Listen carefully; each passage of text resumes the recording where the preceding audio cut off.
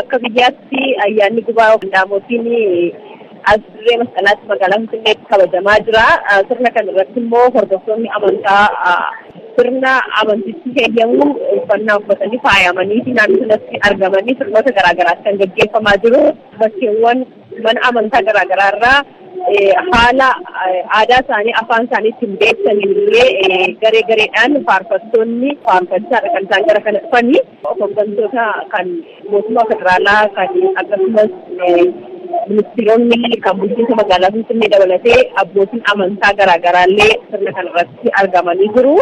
Faarfattoota keessatti akkasumas hirmaattota ayyaanichaa kan hin dubbise yaadannoo kaasanii ayyaanni Daamooti yookiin gubaan kun birraadha kan inni gaggeeffamu. Birraa gaggeeffamuun isaa immoo masqala mootii ayyaanaa jedhamee beekama jechuudha kaasanii kan biraan immoo gama amantaatiin kun ayyaanni fannoo jechuun jaalala nageenya ifama kun immoo fakkeenyummaa fannoo waan ta'eef fakkeenyummaa fannoo kanneen gara nageenyaatti illee haalli jechuudhaan kaasanii jiru ayyaana kanarratti.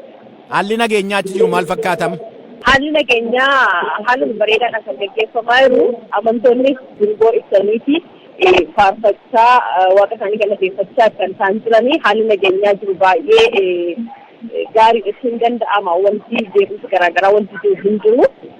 Achirratti illee abbaan amantaa yookaan faasaakiin mana amantaa ortodoksii kan Itoophiyaa Abune Maatiyaas fakkeenyummaa fannoo kannee gara nageenyaatti gara dhifamaatti gara baqachuudhaan harka nageenyaaf walitti bal'isuun barbaachisaadha waan jedhu kaasanii kanaaf illee amantoonni illee kallattii garaagaraatiin akka amantaa isaaniitti akka nagaan biyya kanatti bu'u waaqayyoon kadhachuu kanneen hooggantoonni jiran immoo nagaadhaa fi walitti adeemuu qabu jechuudhaan ergaas dabarsanii jiru.